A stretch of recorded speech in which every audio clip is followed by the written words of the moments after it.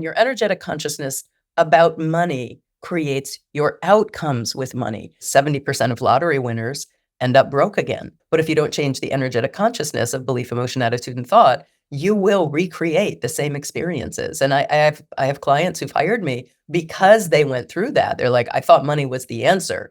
Now I recognize it's not. What if you could build a business in the modern world as big or as small as you want without having to compromise the things that were the most important to you in the very beginning?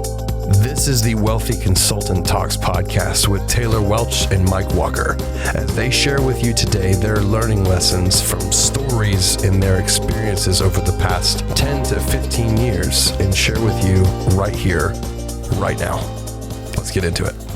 All right. What is going on, my friends? Mike Walker here, and we have another episode of the Wealthy Consultant Podcast. And with me today, I've got a very special guest, a dear friend, an amazing human, and a prize-winning, award-winning author. She's written multiple books. This is one of my favorites of all time, Money Vibe right here. This Jackie Woodside. Thank you so much for spending a little bit of time with me. For people that are new to you, they're going to get their mind blown, I'm sure. But I just wanted to, welcome you to the podcast and thank you for being just an exceptional resource for everything that you've done for our community so far. Yeah, I'm so proud of you and the work that you're doing, Mike. This community that you've created is amazing. And anytime I get the chance to collaborate with you and work with your community, it's just, it's an honor. Yeah, well, thank you. Thank you. So you and I crossed paths kind of in the, at least I know this book really made an impact during the whole 2020 mess for me. I've written in here, there's notes, there's highlights. It's become a resource guide. It's not just a book, it's a resource guide. Yeah. And, I've had, like every entrepreneur, I'm sure, ups and downs with the financial and the entire journey, but I really found a lot of the insights that you share in Money Vibe to be really impactful, regardless of where someone finds themselves in the economic spectrum, but also just the personal evolution of their relationship with money. Talk to me a little bit about, what someone could expect by understanding your concept of Money Vibe and the book and everything you cover in it. Sure.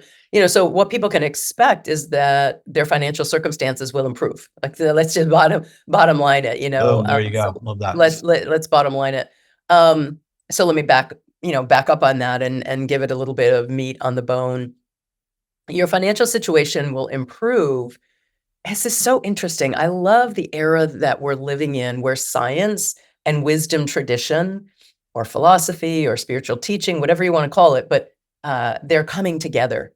And we're seeing now that science is teaching the nuts and bolts behind what wisdom tradition has said for years. And that is, to coin a phrase, that thoughts become things. Now, maybe I won't be that literal, but what I would say is your energy, your consciousness, and I'll go into what that means, is the creative element of what you're creating and experiencing in life. So your consciousness, your energy, is the creative element to what you're experiencing in life. What do I mean by that? Your consciousness is the inner game. It's 100% the inner game, because your actions and outcomes are entirely determined by the energetic consciousness that you do things in. So let me just say a little bit more about consciousness. So it's the inner game, right? So like what? What do I mean by the inner game? Well, what do you believe? What are your emotions like? What attitudes do you hold? And what thoughts do you generally have? It's interesting that neuroscience tells us that most people have repetitive thoughts throughout the day. We have a series of kind of like, it's too hard, it's too much, or I love life and it's beautiful and magical, depending on the consciousness that you're living in. But so the Money Vibe means that you have an energy or a consciousness about money. Everyone does. You have a relationship with money. Mm-hmm. You have a relationship with fitness. The guy or gal that's like bulked up and got the big guns. They have a relationship with fitness that's different from the guy or gal that's kind of puffy around the edges and got the pot belly. And there's just a different relationship with wellness. The same is true for money. We have a relationship with everything. So your relationship with money is dependent on your beliefs, emotions, attitudes, and thoughts that create your perceptions, that create what risks you're willing to take, how far you're willing to go to try new things versus play it safe because I better not lose what I have. Mhm. So your vibe, you'll notice I've used that phrase a few times, your beliefs, emotions, attitudes, and thoughts. I like to create acronyms. It makes it easy for people to understand. So Absolutely, yeah. your beat creates your vibe that creates your life.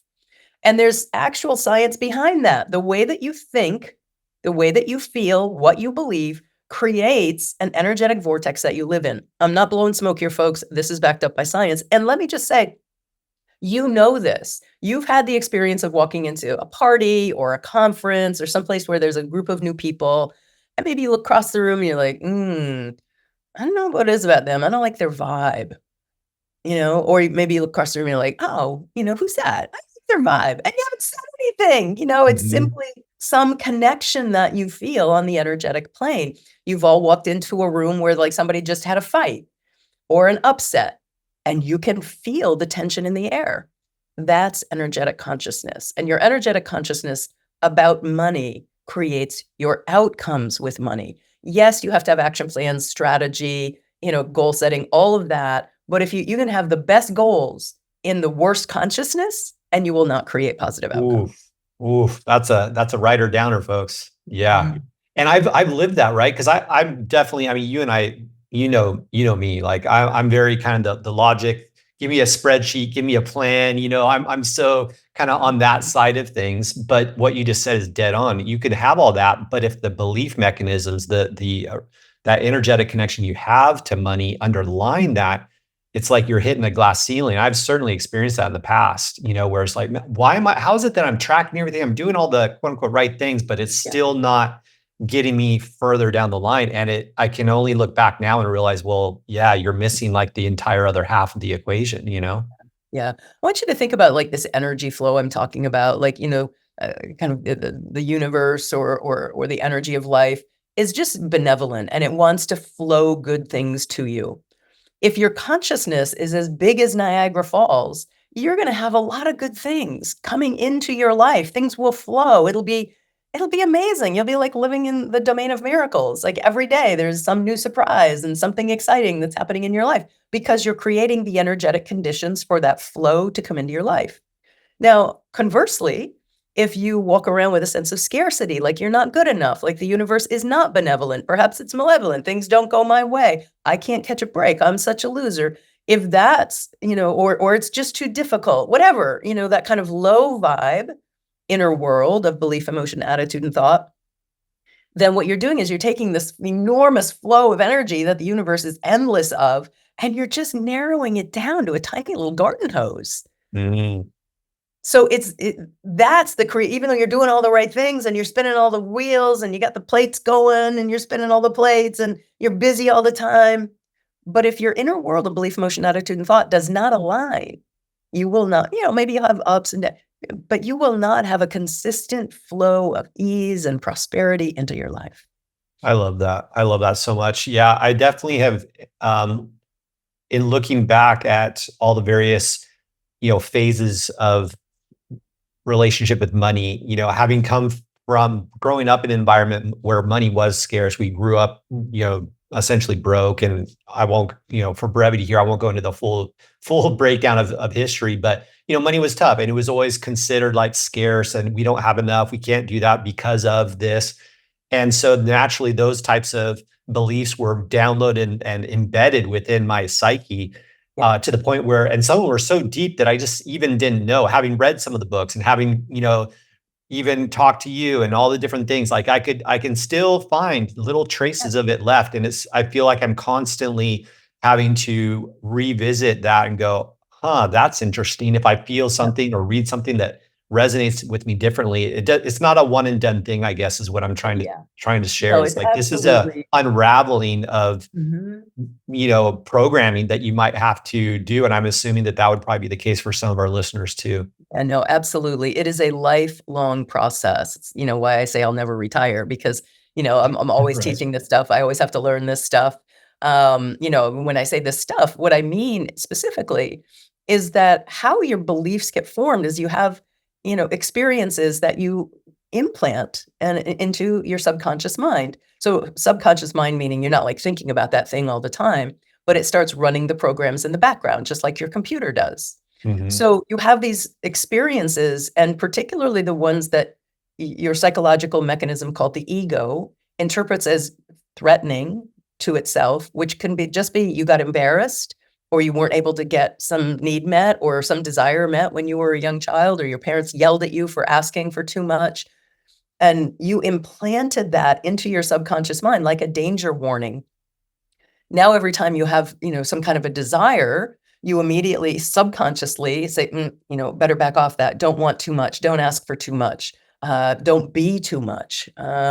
So this is all kind of, again, it's background programming in the subconscious mind. But the most important thing, I don't even want to give that any more energy because it doesn't matter. You are a healthy, competent, intelligent human being. And our job is to learn and put in the practices that rewire your neurology and minimize the negativity bias that your brain is always operating that says, watch out, be careful, you better not, play it safe. The negativity bias that your neurology is always running. You can reprogram that to exactly, you've heard me say a few things now. Life is beautiful and magical. We live in a miraculous world. We live in a benevolent universe. Things are always going my way. I used to, you also heard me say these, I can never catch a break. I'm such a loser. That was my initial programming. And through the inner work that I've done, I've reprogrammed my subconscious mind where I'm just ridiculously in the flow. And just to be specific about that, I was literally homeless at one point in my life, absolutely flat broke after graduate school, had, no money whatsoever, ended a bad relationship, ended up homeless for a time, and now have 3 waterfront homes, a wonderful marriage, and multiple 7-figure assets. So I did that not because I was still running the programs of my youth, not because I was still believing I can't catch a break and I'm such a loser. Sure, I may have those thoughts from time to time, but now honestly, I find it comical. I'm like, can you do any better than that? You've been saying that since you were about 8 years old. It's just, I'm a Wow. little snarky, with Yeah. inner dialogue. I love that though. And that's something that I picked up from you too, is it's not that those worries, concerns and whatnot don't pop up anymore, because they do, but you recognize them for what they are far more quickly, right? It's like, oh, nope, I know what that is. And you Right? can catch it instead of looping on it for a day, a week, a month, whatever. Exactly. You instantly go, nope, that's false. That's old programming. That Right. doesn't serve me. I'm moving on. That's Rather something we than spend a lot of time about with clients here is yeah. Taylor even talks about belief architecture. He goes deep into that whole world. And it's exactly that. Clients, they start to make new levels of income. And what's really interesting is this whole like self-sabotage thing that starts to kick in, where they're literally scared of the success that they're bringing to them. They've done the work and they don't know how to see those extra zeros on the bank account, an extra comma or two. And it's really interesting what happens of us having to like really push them forward. No, you deserve this. No, you've done the work. The next step is, Yeah. I'm sure you've seen that over the years as well. Yeah, it's so important that people have that vision for their future, because otherwise, I think I'm sure you know this, 70% of lottery winners end up broke again Yeah. because you change the inflow or the influx and having a windfall, but if you don't change the energetic consciousness of belief, emotion, attitude, and thought, you will recreate the same experiences. And I have clients who've hired me because they went through that. They're like, I thought money was the answer. Now I recognize it's not. And Amazing. it's a lifelong process. I love that, concept of belief engineering. And that's, what I want to say, Mike, about the beliefs when you catch yourself, right? So I also recovered from chronic long-term depression. Sorry for my voice. I just will say I have a cold because I'm hearing it and you're probably You're doing great. You're doing all great. right. So I also recovered from long-term chronic depression. So I still, when I wake up in the morning, I can still have like depressive thoughts, depressive energies.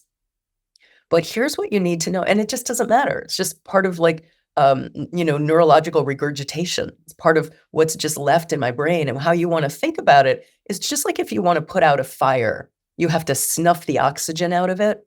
You want to do the same thing with those limiting thoughts and emotions. You just don't give it any energy. So that's why I'm kind of snarky with mine. And I know some people like the whole inner child thing and, hold its hand and tell it it's good. That's fine. If that Right. works for you.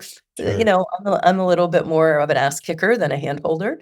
So I'm just like, yeah, okay, well, there it is again. Can't you do any better than that? And that's really funny. And so you take power and energy away from those limiting thoughts and emotions, and they will occur. So the prerequisite for the work that you and I are talking about here is the capacity to know beyond a shadow of a doubt, not to believe everything you think. Ooh. Your thoughts are not true. They're patterns of neurons firing based on a historical creation. Just like if you go for a walk in the forest and you walk the same path, eventually you'll have a path. Your brain's the same way. You think the same thoughts, you drive the same route, you practice a free throw the same way, violin the same way. You will develop, your brain has the capacity because it always wants to save energy. It develops neural pathways, and then that's how that becomes, I think. And then you think, well, that's just the way life is. It's Right. not the way life is. It's the way you've become. Mm. Wow, powerful stuff. Well, guys, if you've gotten anything from our short talk today, you know you can see very quickly that Jackie knows what's up. She's just I've done this a day or two. yeah. She's been around. She's done a thing or two, you know. And we didn't even get into your accolades, by the way. What I will do though is make sure that links to your website, to your books, and everything are below this. So wherever you guys are listening or seeing this, you know, keep an eye out for links. You'll learn more about her for sure. You should. Jackie, on the 30th, coming up next week, you're going to be holding a training for all of our Monday Mindset clients and customers who, you know, through the consulting digest that we put out and our other levels of consultancy. What are we going to be talking about on that session, just to kind of prime that for people so they can get just one more step into your mind here before we go? Yeah, I mean, we can go a couple of different ways with it. So I apply these principles to both time and money. So your energetic consciousness about money, we can go more into the how to deprogram and reprogram your subconscious mind. And the other option is also how to deprogram and reprogram your productivity skills. So you know, you and I can you know, put our heads together about that. If we want to do the money jam, then we'll work on how do you create a high money vibe. Love How do you that. create a high money vibe? I can do a beliefs inventory with people where they can look at what beliefs they're living inside of. And once you understand those, we can begin the practice of debunking and changing those beliefs. I can also teach them about intention and the power of intention and what happens neurologically when you have a clear, compelling intention that you hold either with yourself or more powerfully with a group of people. So there's a lot of places we can go with it, and I'm thinking that's where we'll dive in. So exciting. So exciting. Well, something that comes to mind is, as you said, that was, you know, the most dangerous trap that you can find yourself in is the one that you don't even know that you're in. And I really feel like that's where people's belief systems are, is they, like you just said a minute ago, you know, well, that's just the way it is. That's how life is. It's like, man, that could be a very dangerous loop to be in if you don't even know that you're in it. And I think it's easy to do that. Even being conscious of that doesn't mean that you won't find yourself in one. And we got to watch out for those paradigms. So again, Jackie, thank you so much for breaking away. I hope you feel better.